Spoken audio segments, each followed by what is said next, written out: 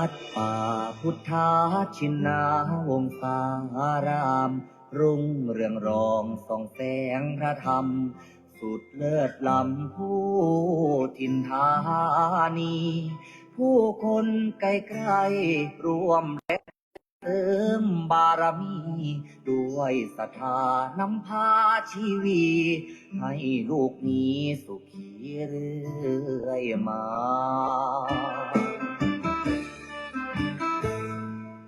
น้อมว่าองค์พระครูอภิรักษ์ชินวงศ์ท่านผู้คอยหนุนนำดำรงจิตจะลงพระศาสนาบุญบา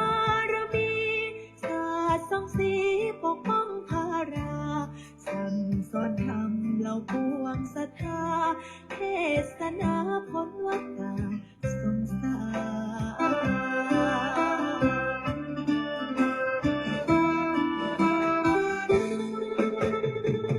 จอมราชันองค์มหาวชิราลงกรณ์ผู้ทรงเป็นนิ่งมาหิสอนคุณบอนคุ้มครอบเหตุพันในวโรกาสราชาพิเศษกทะเลิงทวันยังสร้างอารามงดงามตระการถวายองค์ท่านเป็นราชกุศล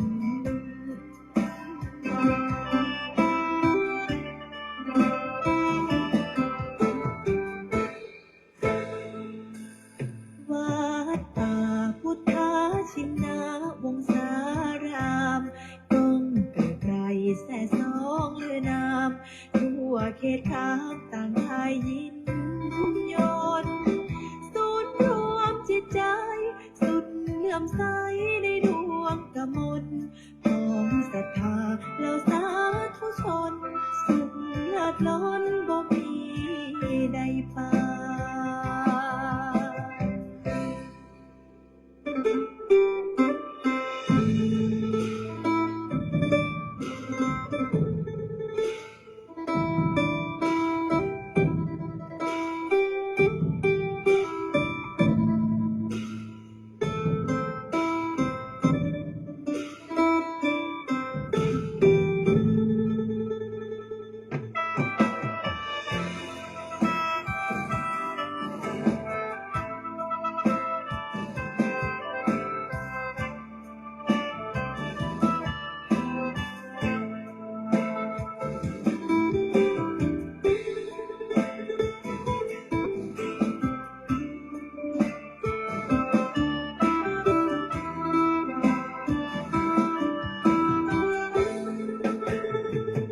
จอ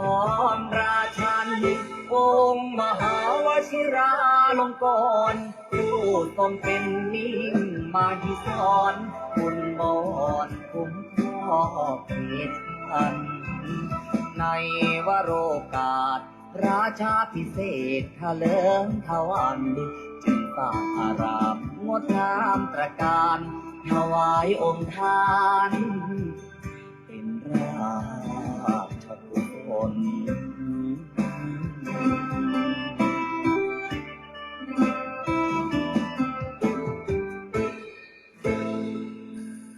ถึงการอันมงคลของชนสังวรขอวันพาประนดน้อมก่อนกราบวิงวอนอ้อนอธิษฐานพระบารมีรุ่งเรืองสีนั้นจงบันดาลสิ่ง ศักดิ์สิทธิ์ทั่วถิ่นสถานโปรดช่วยประทานโลกนั้นร่มเย็น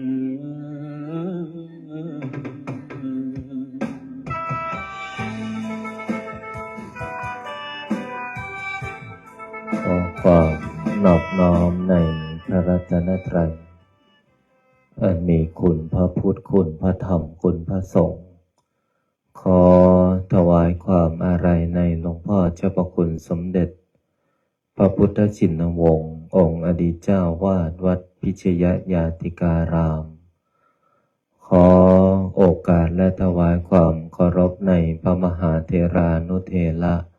เพื่อนกัลยาณมิตรเพื่อนกัลยาณธรรมทุกรูปทุกท่านขอความสุขความสวัสดีจงบังเกิดมีแก่ญาติโยมญาติธรรมโลกหลานหม่นมหาจักรพรรดิทุกท่านทุกคนที่ได้มาพร้อมจิตตั้งใจในการสวดมนต์และก็ขออนุโมทนาเอาละต่อจากนี้ขอให้พวกเราพร้อมจิตตั้งใจสวดมนต์ในวันนี้ได้พร้อมเพียงกันพุทธังชีวิตังเมปุเชมิธัมมังชีวิตังเมปุเชมิสังฆังชีวิตังเมปุเชมิพุทธังวันทามิธัมมังวันทามิสังฆังวันทามิคูปัญชาอาจาริยคุณังวันทามิมาตาปิตุคุณังวันทามิภาไตรสิกขาคุณังวันทามินะโมตัสสะภะคะวะโตอะระหะโตสัมมาสัมพุทธัสสะนะโมตัสสะภะคะวะโตอะระหะโต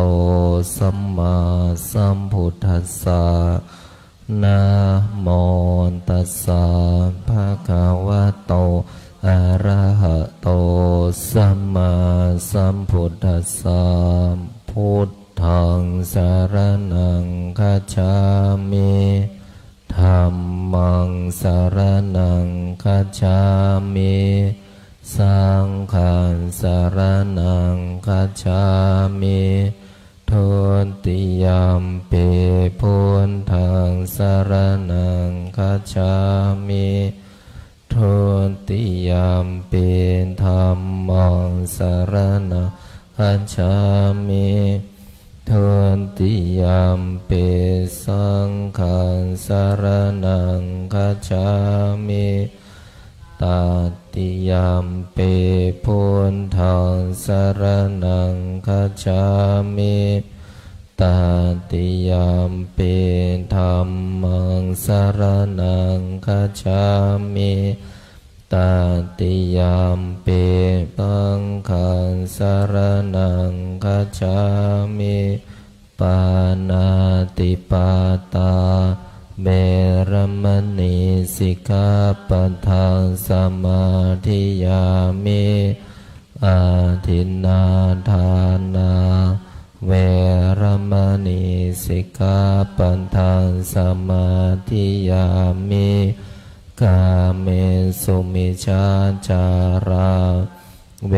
รมณีสิกขาปะทังสมาธิยามิโมสาวาทาเวรมณีสิกขาปะทังสมาธิยามิสุราเมรยามัชฌาปมาทฐานาเวรมณีสิกขาปะทังสมาธิยามิ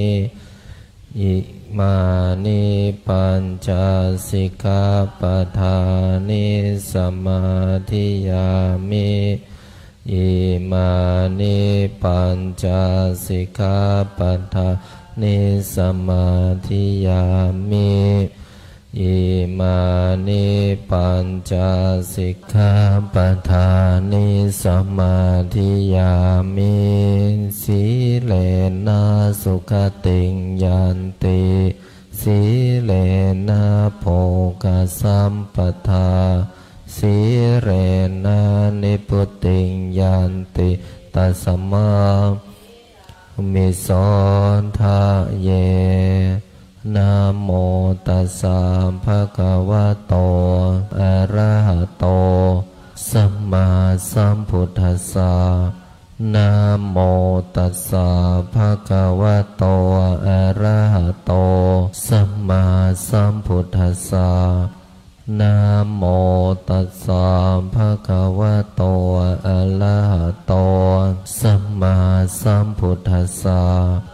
พุทธังอาราธนานังกโร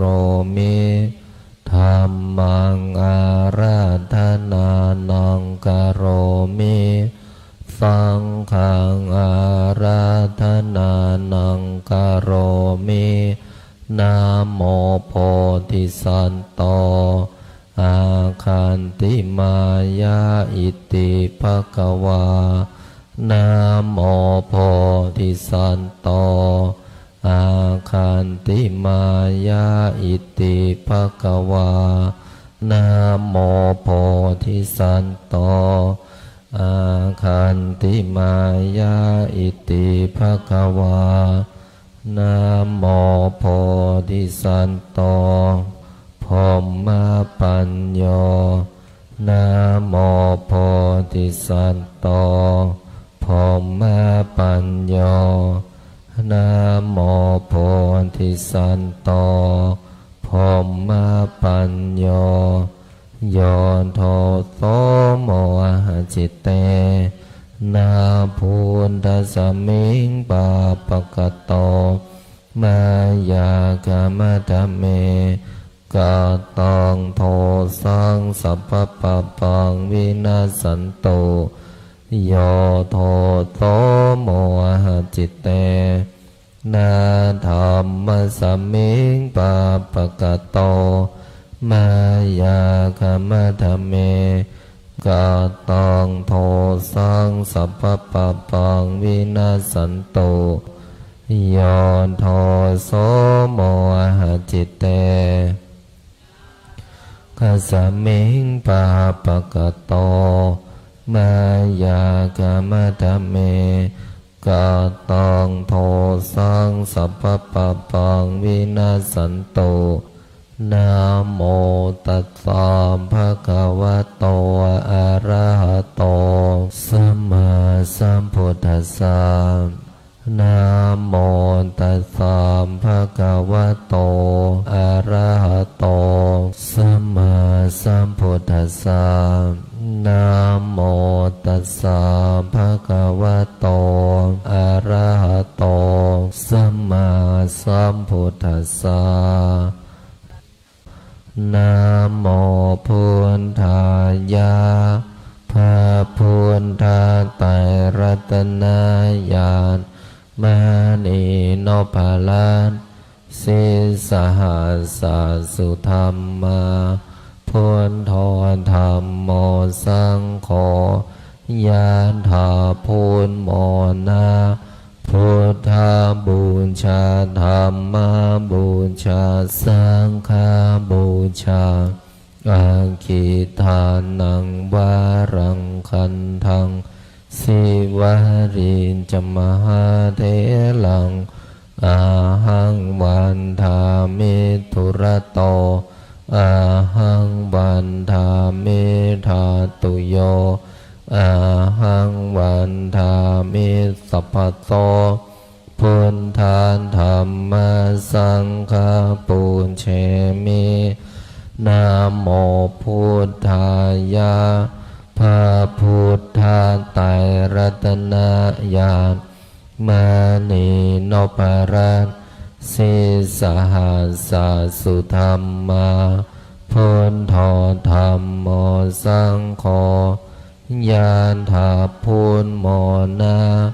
พุทธาบูชาธัมมาบูชาสังฆาบูชาอาคิทานังวะรังคันทังสิวารีจมหาเทลังอาหังวันทามิธุระโตอาหังวันทามิทาตุโยอาหังวันทามิสัพพโสพุทธาธัมมาสังฆาปุญเชมินะโมพุทธายะพระพุทธาไตรรัตนญาณมานีโนปรัตสิสหัสสะสุธรรมาพุทโธธัมโมสังโฆยานถาพุทโมนาพุทธาบูชาธัมมาบูชาสังฆาบูชาอาคิทานังวะรังคันทังสิวารีจมหาเทลังอาหังวันทามิธุระโตอาหังวันทามิทาตุโยอาหังวันทามิสัพพโสพุทธาธัมมาสังฆาปุญเชมินะโมพุทธายะพระพุทธาไตรรัตนญาณมานีโนปรัตสิสหัสสะสุธรรมาพุทโธธัมโมสังโฆยะถาพุทโมนาพุทธาบูชาธัมมาบูชาสังฆาบูชาอาคิทานังวะรังคันทังสิวารีจมหาเทลังอาหังวันทามิธุระโตอาหังวันทามิทาตุโยอาหังวันทามิสัพพโสพุทธาธัมมาสังฆาปุญเชมินะโมพุทธายะพระพุทธาไตรรัตนญาณมานีโนปรัตสิสหัสสะสุธรรมาพุทโธธัมโมสังโฆยานถาพุทโมนาพุทธาบูชาธัมมาบูชาสังฆาบูชาอาคิทานังวะรังคันทังสิวารีจมหาเทลังอาหังวันทามิธุระโตอาหังวันทามิทาตุโยอาหังวันทามิสัพพโสพุทธาธัมมาสังฆาปุญเชมินะโมพุทธายะพระพุทธาไตรรัตนญาณมานีโนปรัตสิสหัสสะสุธรรมาพุทโธธัมโมสังโฆยะถาพุทโมนาพุทธาบูชาธัมมาบูชาสังฆาบูชาอาคิทานังวะรังคันทังสิวารีจมหาเทลังอาหังวันทามิธุระโตอาหังวันทามิทาตุโยอาหังวันทามิสัพพโสพุทธาธัมมาสังฆาปุญเชมินะโมพุทธายะพระพุทธาไตรรัตนญาณมานีโนปรัตส สิสหัสสุธรรมาพุทโธธัมโมสังโฆยะถาพุทโมนาพุทธาบูชาธัมมาบูชาสังฆาบูชาอาคิทานังวารังคันทังสิวาริจมหาเถลังอาหังวันทามิตุระโตอาหังวันทามิธาตุโยอาหังวันทามิสัพพโสพุทธาธัมมาสังฆาปุญเชมินะโมพุทธายะพระพุทธไตรรัตนญาณมานีโนภลังสิสหัสสุธรรมาพุทโธธัมโมสังโฆยะถาพุทโมนาพุทธาบูชาธัมมาบูชาสังฆาบูชาอาคิทานังวารังคันทังสิวาริจมหาเถลังอาหังวันทามิตุระโตอาหังวันทามิธาตุโยอาหังวันทามิสัพพโสพุทธาธัมมาสังฆาปุญเชมินะโมพุทธายะพระพุทธไตรรัตนญาณมานีโนภลังสิสหัสสุธรรมาพุทโธธัมโมสังโฆยะถาพุทโมนาพุทธาบูชาธัมมาบูชาสังฆาบูชาอาคิทานังวารังคันทังสิวาริจมหาเถลังอาหังวันทามิตุระโตอาหังวันทามิธาตุโยอาหังวันทามิสัพพโสพุทธาธัมมาสังฆาปุญเชมินะโมพุทธายะพระพุทธไตรรัตนญาณมานีโนภลังสิสหัสสุธรรมาพุทโธธัมโมสังโฆยะถาพุทโมนาพุทธาบูชาธัมมาบูชาสังฆาบูชาอาคิทานังวารังคันทังสิวาริจมหาเถลังอาหังวันทามิตุระโตอาหังวันทามิธาตุโยอาหังวันทามิสัพพโส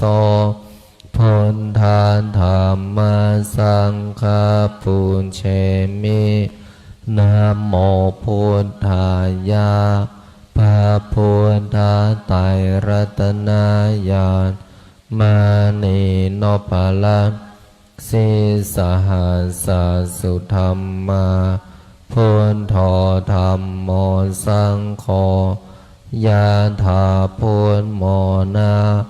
พุทธาบูชาธัมมาบูชาสังฆาบูชา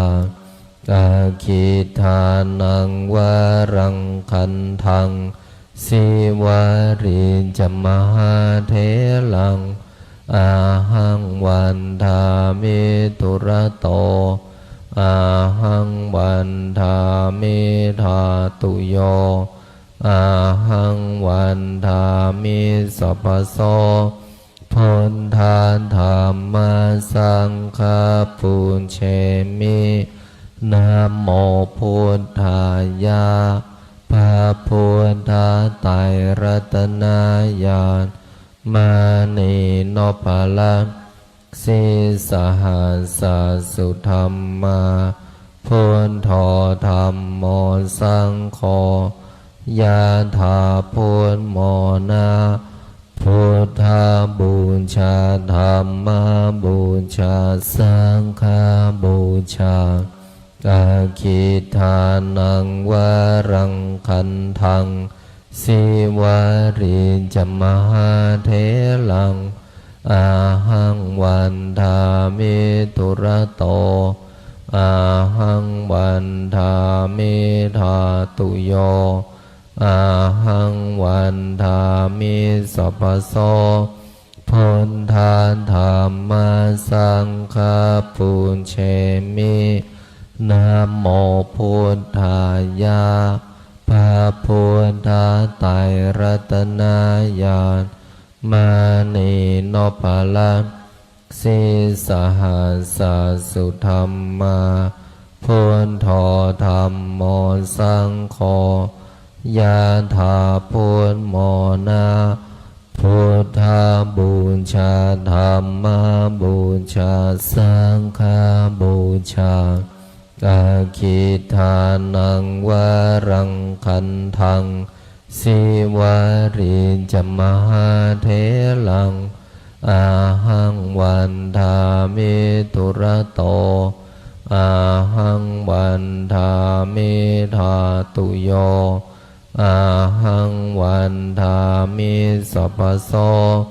พุทธาธัมมาสังฆปุญเชมินะโมพุทธายะพระพุทธ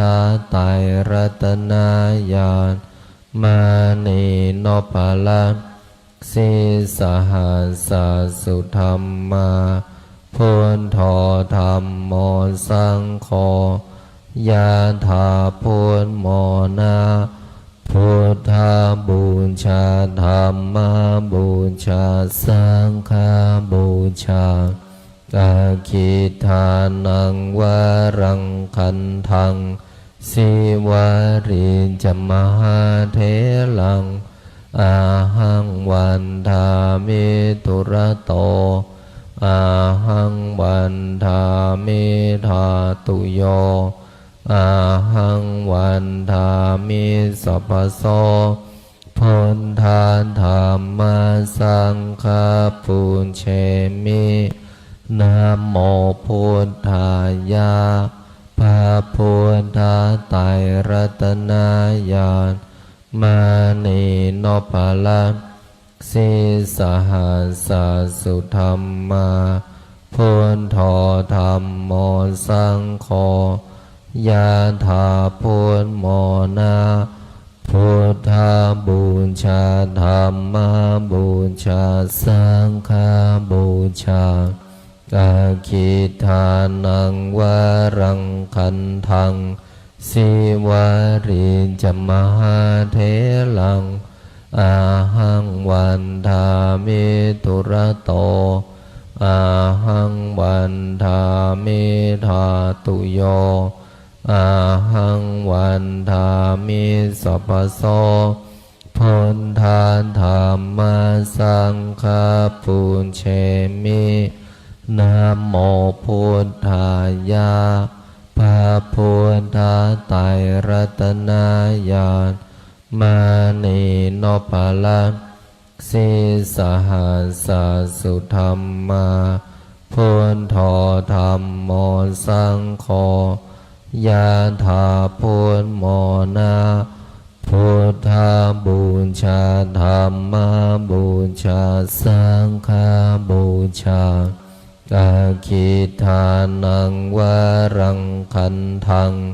สิวาริจมหาเถลังอาหังวันทามิตุระโตอาหังวันทามิธาตุโยอาหังวันทามิสัพพโสพุทธาธัมมาสังฆปุญเชมินะโมพุทธายะพระพุทธไตรรัตนญาณมานีโนภลัง สิสหัสสุธรรมาพุทโธธัมโมสังโฆยะถาพุทโมนาพุทธาบูชาธัมมาบูชาสังฆาบูชาอาคิทานังวารังคันทังสิวาริจมหาเถลังอาหังวันทามิตุระโตอาหังวันทามิธาตุโยอาหังวันทามิสัพพโสพุทธาธัมมาสังฆาปุญเชมินะโมพุทธายะพระพุทธไตรรัตนญาณมานีโนปาลังสิสหัส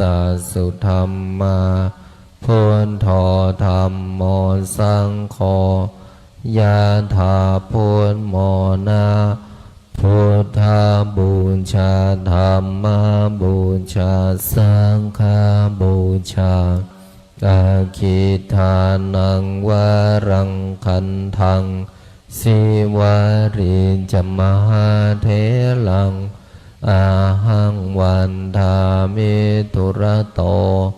อาหังวันทามิธาตุโยอาหังวันทามิสัพพโสพุทธาธัมมาสังฆาปุญเชมินะโมพุทธายะพระพุทธไตรรัตนญาณมานีโนภาลันสิสหัสสุธรรมา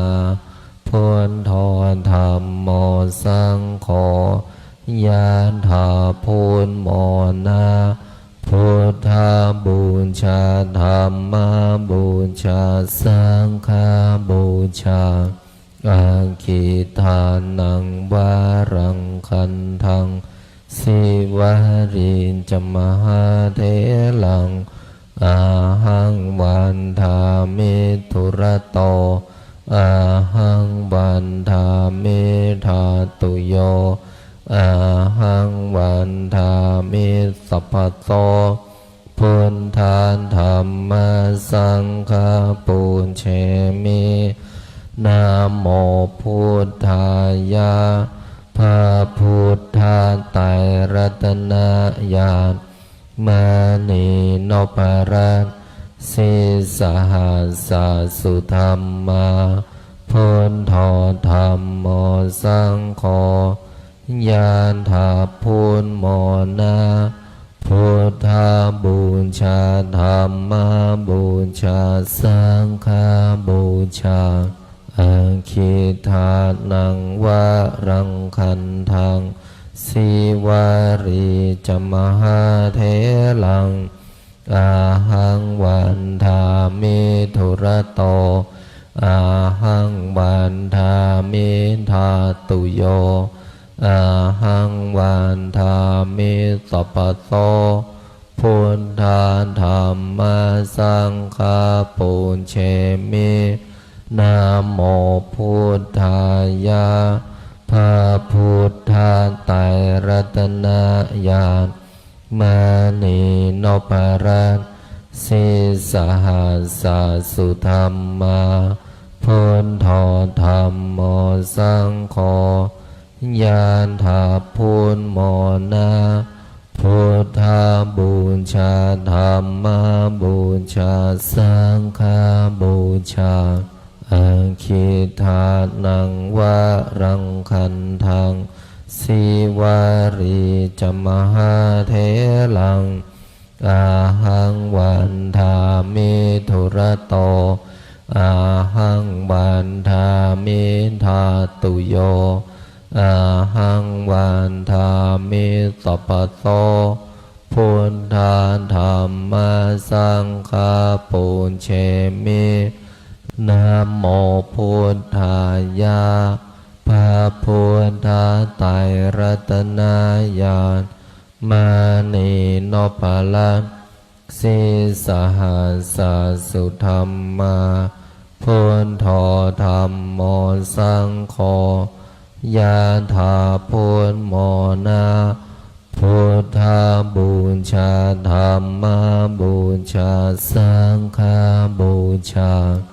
อาคิทานังวารังคันทังสิวาริจมหาเถลังอาหังวันทามิตุระโตอาหังวันทามิธาตุโยอาหังวันทามิสัพพโสพุทธาธัมมาสังฆาปุญเชมินะโมพุทธายะพระพุทธไตรรัตนญาณมานีโนปารันสิสหัสสุธรรมาพุทโธธัมโมสังโฆยะถาพุทโมนาพุทธาบูชาธัมมาบูชาสังฆาบูชาอาคิทานังวารังคันทังสิวาริจมหาเถลังอาหังวันทามิทุระโตอาหังวันทามิธาตุโยอาหังวันทามิสัพพโสพุทธาธัมมาสังฆาปุเชมินะโมพุทธายะพระพุทธไตรรัตนญาณมานีโนปาลันสิสหัสสุธรรมาพุทโธธัมโมสังโฆยะถาพุทโมนาพุทธาบูชาธัมมาบูชาสังฆาบูชาอาคิทานังวารังคันทังสิวาริจมหาเถลังอาหังวันทามิตุระโตอาหังวันทามิธาตุโยอาหังวันทามิสัพพโสพุทธาธัมมาสังฆาปุญเชมินะโมพุทธายะพระพุทธไตรรัตนญาณมานีโนปาลันสิสหัสสุธรรมาพุทโธธัมโมสังโฆยะถาพุทโมนาพุทธาบูชาธัมมาบูชาสังฆาบูชาอาคิทานังวารังคันทังสิวาริจมหาเถลังอาหังวันทามิตุระโตอาหังวันทามิธาตุโยอาหังวันทามิสัพพโสพุทธาธัมมาสังฆาปุญเชมินะโมพุทธายะพระพุทธไตรรัตนญาณมานีโนปาลันสิสหัสสุธรรมาพุทโธธัมโมสังโฆยะถาพุทโมนาพุทธาบูชาธัมมาบูชาสังฆาบูชาอาคิทานังวารังคันทังสิวาริจมหาเถลังอาหังวันทามิตุระโตอาหังวันทามิธาตุโยอาหังวันทามิสัพพโสพุทธาธัมมาสังฆาปุญเชมินะโมพุทธายะพระพุทธไตรรัตนญาณมานีโนปาลันสิ สิสหัสสุธรรมาพุทโธธัมโมสังโฆยะถาพุทโมนาพุทธบูชาธัมมบูชาสังฆบูชาอาคิทานังวรังคันทังสิวาริจมหาเถลังอาหังวันทามิตุระโตอาหังวันทามิธาตุโยอาหังวันทามิสัพพโสพุทธาธัมมาสังฆปุญเชมินะโมพุทธายะพระพุทธไตรรัตนญาณมานีโนภลังสิสหัสสุธรรมาพุทโธธัมโมสังโฆยะถาพุทโมนาพุทธบูชาธัมมบูชาสังฆบูชาอาคิทานังวรังคันทังสิวาริจมหาเถลังอาหังวันทามิตุระโตอาหังวันทามิธาตุโยอาหังวันทามิสัพพโสพุทธาธัมมาสังฆปุญเชมินะโมพุทธายะพระพุทธไตรรัตนญาณมานีโนภลังสิสหัสสุธรรมาพุทโธธัมโมสังโฆยะถาพุทโมนาพุทธบูชาธัมมบูชาสังฆบูชาอาคิทานังวรังคันทังสิวาริจมหาเถลังอาหังวันทามิตุระโตอาหังวันทามิธาตุโยอาหังวันทามิสัพพโสพุทธาธัมมาสังฆปุญเชมินะโมพุทธายะพระพุทธไตรรัตนญาณมานีโนภลังสิสหัสสุธรรมาพุทโธธัมโมสังโฆยะถาพุทโมนาพุทธบูชาธัมมบูชาสังฆบูชาอาคิทานังวรังคันทังสิวาริจมหาเถลังอาหังวันทามิตุระโตอาหังวันทามิธาตุโยอาหังวันทามิสัพพโสพุทธาธัมมาสังฆปุญเชมินะโมพุทธายะพระพุทธไตรรัตนญาณมานีโนภลังสิสหัสสุธรรมาพุทโธธัมโมสังโฆยะถาพุทโมนาพุทธบูชาธัมมบูชาสังฆบูชาอาคิทานังวรังคันทังสิวาริจมหาเถลังอาหังวันทามิตุระโตอาหังวันทามิธาตุโยอาหังวันทามิสัพพโส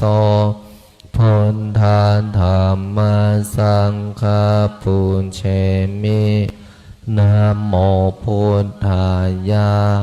พระพุทธไตรรัตนญาณมานีโนภลัง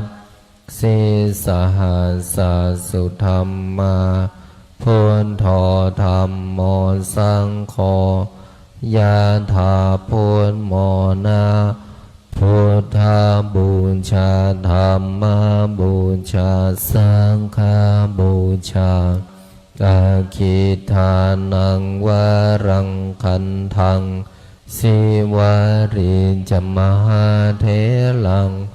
อาหังวันทามิตุระโตอาหังวันทามิธาตุโยอาหังวันทามิสัพพโสพุทธาธัมมาสังฆาปุญเชมินะโมพุทธายะพระพุทธไตรรัตนญาณมานีโนปะละสิสหัสสุธรรมาพุทโธธัมโมสังโฆยะถาพุทโมนะพุทธบูชาธัมมบูชาสังฆบูชาอาคิทานังวรังคันทังสิวาริจมหาเถลังอาหังวันทามิตุระโตอาหังวันทามิธาตุโยอาหังวันทามิสัพพโสพุทธาธัมมาสังฆาปุญเชมินะโมพุทธายะพระพุทธไตรรัตนญาณมานีโนปะละสิสหัสสุธรรมาพุทโธธัมโมสังโฆยะถาพุทโมนะพุทธบูชาธัมมบูชาสังฆบูชาอาคิทานังวรังคันทังสิวาริจมหาเถลังอาหังวันทามิตุระโตอาหังวันทามิธาตุโยอาหังวันทามิสัพพโส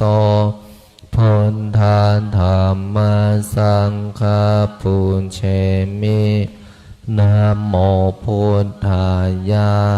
พระพุทธไตรรัตนญาณ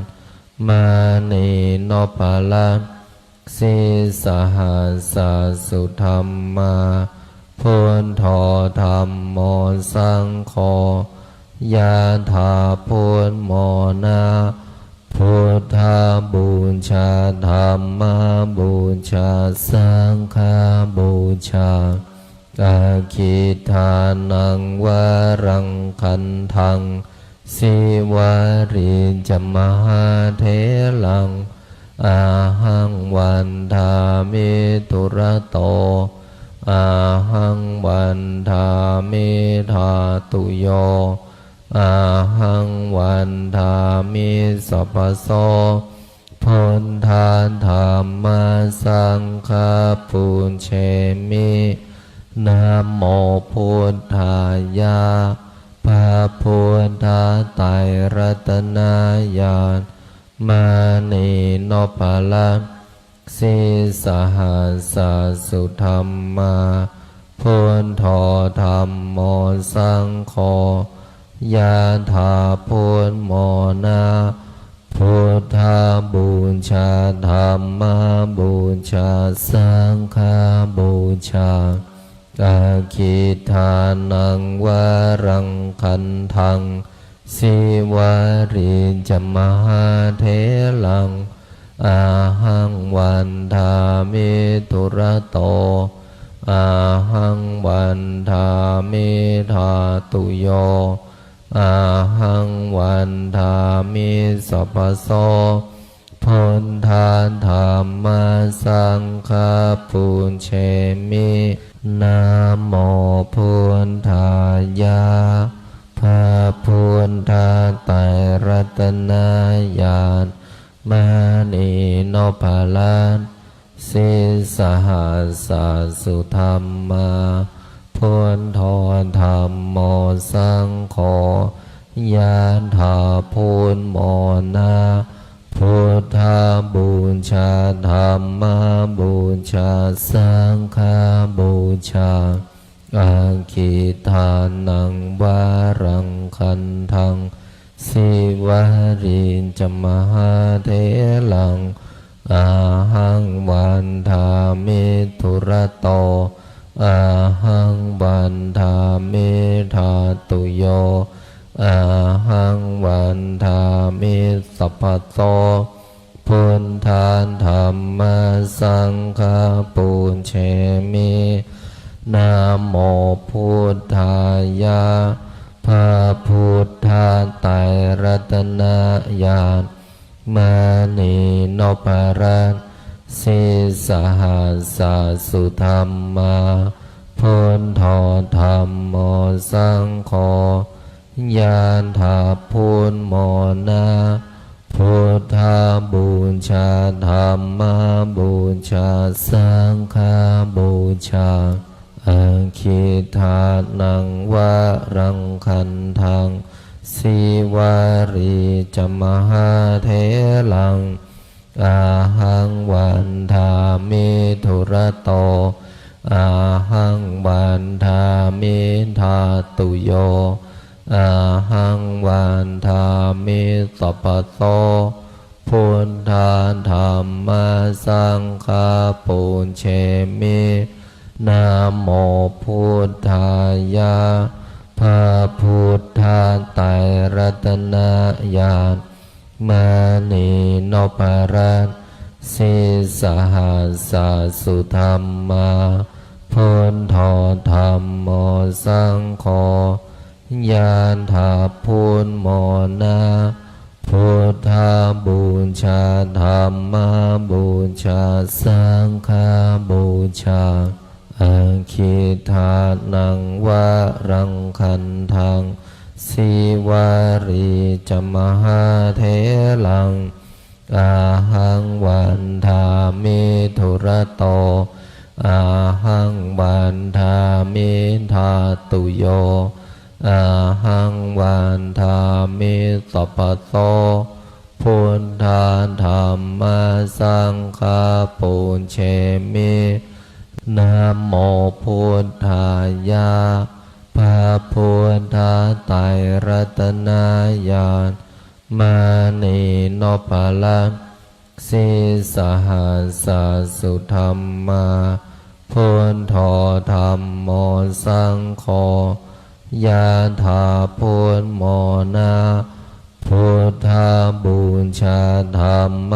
บูชาสังฆบูชาอาคิทานังวารังคันทัง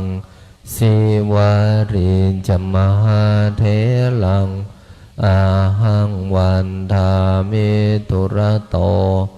อาหังวันทามิธาตุโย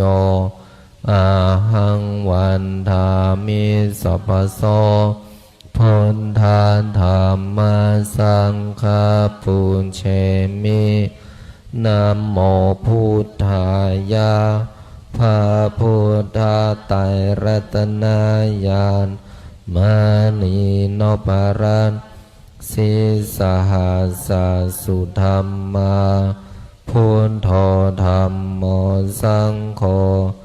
ยะถาพุทโมนาพุทธาบูชาธรรมบูชาสังฆบูชาอาคิทานังวารังคันทังสิวาริจมหาเทลังอาหังวันทามิทุระโตอาหังวันทามิธาตุโยอาหังวันทามิสัพพะโตพุทธานธรรมสังฆปูญเชมินะโมพุทธายะพระพุทธไตรรัตนญาณมานีโนปรัตส สีสหัสสุธรรมาพุทโธธรรมโมสังโฆยะถาพุทโมนาพุทธาบูชาธรรมบูชาสังฆบูชาอาคิทานังวรังคันทังสิวาริจมหาเถลังอาหังวันทามิทุระโตอาหังวันทามิธาตุโยอาหังวันทามิสัพพโสพุทธาธรรมสังฆปุญเชมินะโมพุทธายะพระพุทธไตรรัตนญาณมณีนพลัตน์สีสหัสสุธรรมาพุทโธธรรมโมสังโฆยะถาพุทโมนาพุทธาบูชาธรรมบูชาสังฆบูชาอาคิทานังวะรังคันทังสิวาริจมหาเถลังอาหังวันทาเมตุระโตอาหังวันทาเมธาตุโยอาหังวันทาเมสัพพโสพุทธธรรมสังฆปุญเชมิสัมเพพุทธาสัมเพธัมมาสัมเพสังฆาปะลาปัตตาปัจเจกานันจะยังพรังอรหันตานันจะเตเชนาราคัมพันธามิสัมภาโสสัพเพพุทธาสัมเพธัมมาสัมเพสังฆาพระปัตตาปัจเจกานันจะยังพรังอรหันตานันจะเตเชนาราคัมพันธามิสัมภาโสสัมเพพุทธา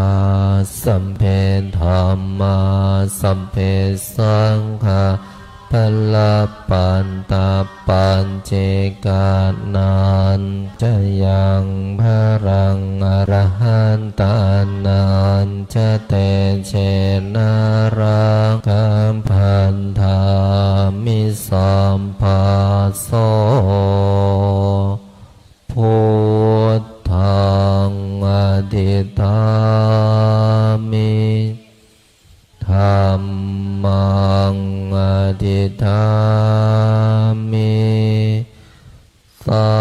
งฆังอธิฐามิ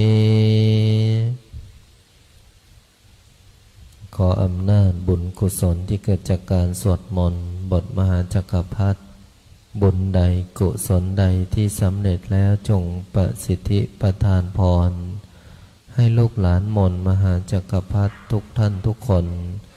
จงมีแต่ความสุขความเจริญนึกคิดทำปรารถนาสิ่งใด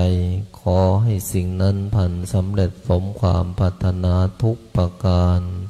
อีกทั้งขอให้ทุกคนอย่าอดอย่าอยากอย่ายากอย่าจนให้มั่งให้มีให้ร่ำให้รวยมีเงินมีทองเหลือกินเหลือเก็บเหลือใช้มีสุขภาพร่างกายที่แข็งแรง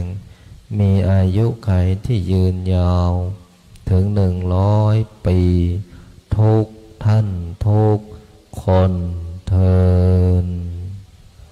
ขออนุโมทนากราบลาพระรัตนตรัย ได้พร้อมเพียงกัน